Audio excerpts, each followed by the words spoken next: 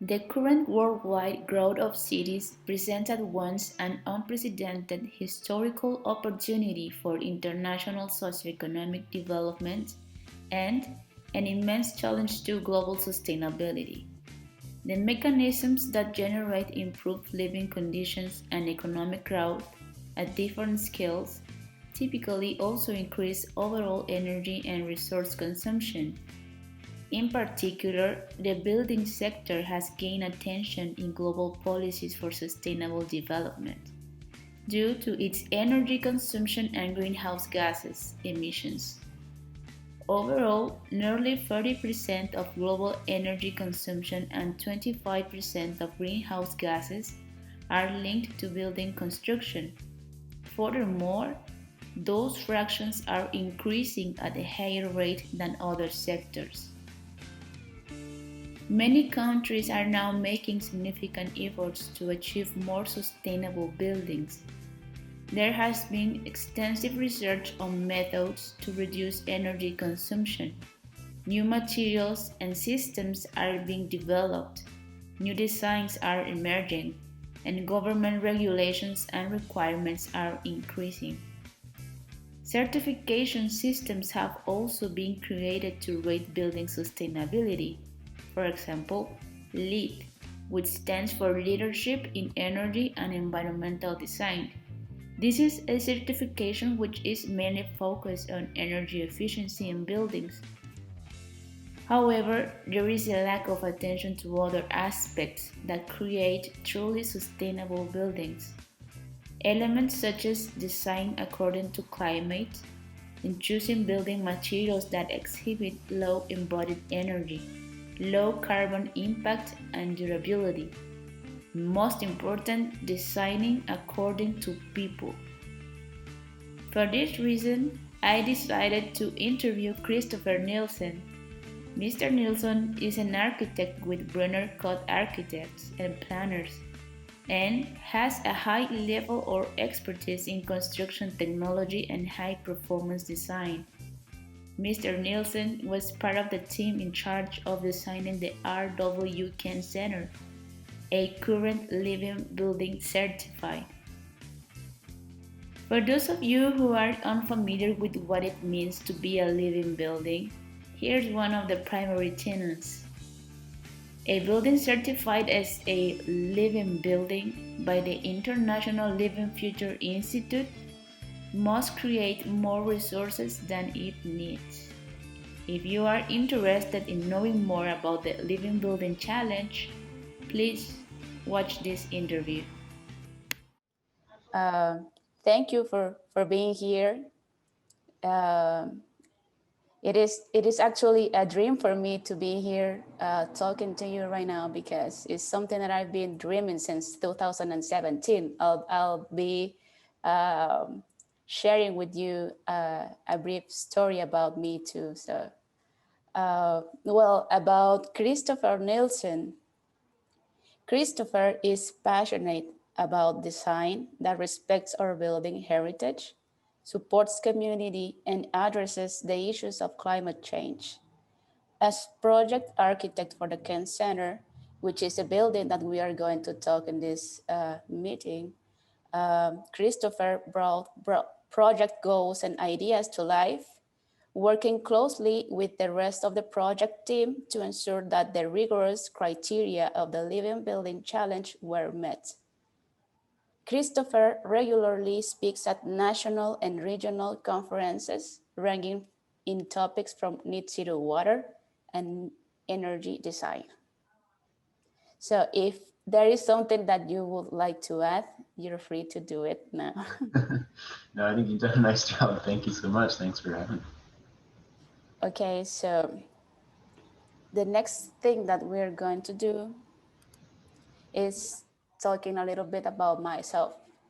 Uh, so my name is Diana Andrea Brito Picciotto. I'm currently a first year graduate student at UMass Amherst. Uh, as you can see, as a PhD student, we are required to choose a area of concentration. My concentration is sustainable building systems, which is which belongs to the BCT program. I'm an energy engineer. I did my bachelor degree in southern part of Mexico. And I also hold a master degree in renewable energy technologies.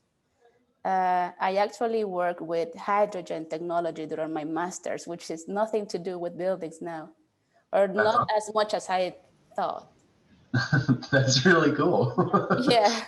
So it's been a challenge for me being a PhD student at the BCT program, especially because first, the language, secondly, the metrics. The US as a country uses different metrics from the rest of the world in terms of energy, in terms of, let's say, temperature. I'm more familiar with Celsius, for example, and you're more familiar with Fahrenheit. So it's been a challenge and it's been a great experience for me. And well, I'm from Mexico. As you can see, the first picture, this is the Hitchcock Center. That was the very first time that I visited the United States. The United States, actually. It was during a fellowship program, which is called Environmental Sustainability Program. Um, it's a professional fellows program that belongs to the Department of State. So that was my very first time here in the United States. And that at that time, I had the opportunity to visit places such as the Hitchcock Center, that is a living building.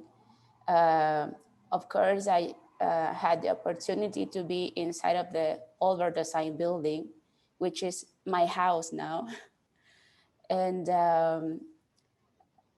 it is uh, something weird that I have never been in the Ken Center, which is another building in Amherst. And it's like right around the corner from the one that you visited right there. I didn't know about that, but well, I think that I'll have the opportunity in the next couple of months. Good. So that's me. And I don't know if you have any questions until now. I think I'm Nothing. good. This is a nice intro as I am just meeting you for the first time now, so it's nice to get a little background on who you are, and I'm now very curious about hydrogen technology. Oh, really? I can explain later. Okay. So, well, I add a couple of information, personal information here, as you can see, because I want this conversation to be personal too, right? So, Sure. from Mexico, I have 31 years old. How old are you, Me? I Christopher? Yeah. am. I will be 37 in June. All right, perfect. We are in our 30s. Yep. And Okay. making it. Okay, so do you mind if we start with the questions? Yeah, let's do it. Perfect. So let's start with the basics. If you can explain in just a few words, not nothing deeper, Sure. this conversation, and when I finish with the edition process, will be shared with my classmates and probably in another platforms. But um just for the people that who will be listening to this, what is the Living Building Challenge? Sure. I mean, so in the broadest format, the Living Building Challenge is a certification program. So the idea is that it is certifying um, buildings that are being constructed, Mm-hmm.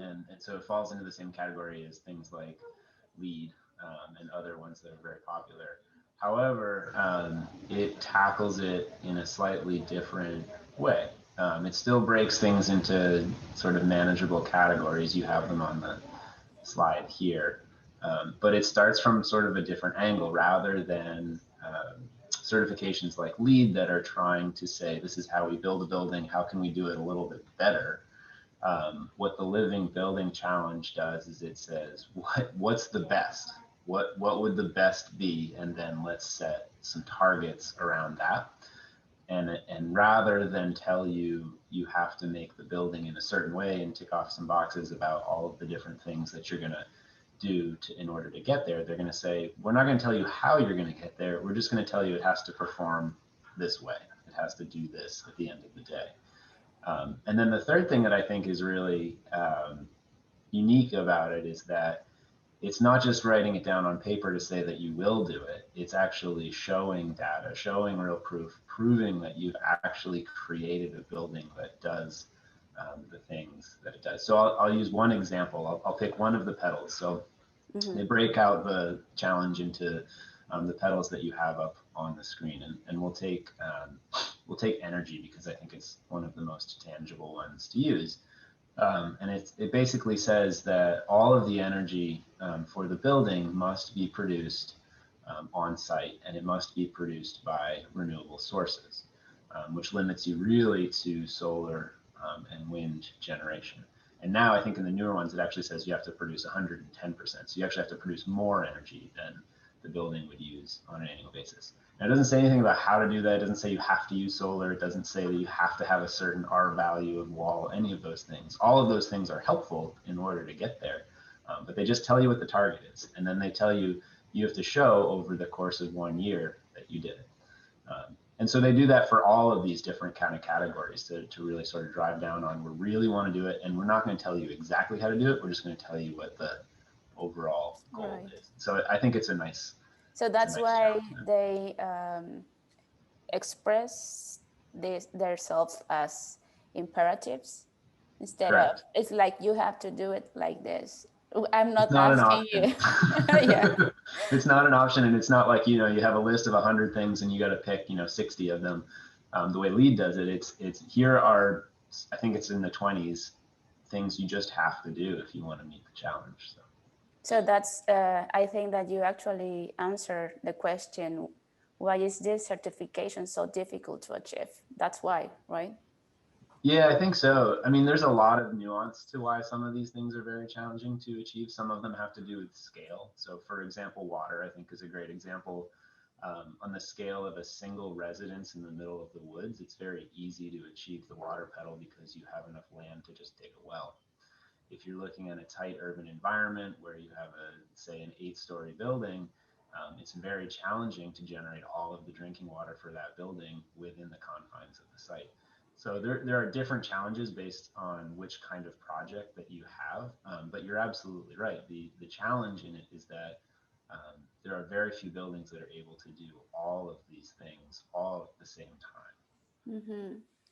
Yes, you're right. And I also think that the place is something really, really important. You actually mentioned that if you have a project in the middle of the woods, that could be an advantage and a disadvantage, and a disadvantage in Mm-hmm. other terms, right? So Yep. it's, I think I really like this certification. As I said before, the only building that I know which is a living building is the Hitchcock Center, and that was actually one of the big motivations. I fell in love with the way they designed the building, and not only the Hitchcock Center but other buildings around, high performance buildings. Yep. And so that was enough for me to choose uh, not another career, but something a little bit different from the energy industry. It's Yep. now energy inside of buildings, energy related Yep. to buildings, and sustainability, not only energy. Yep. Yeah. No, I agree.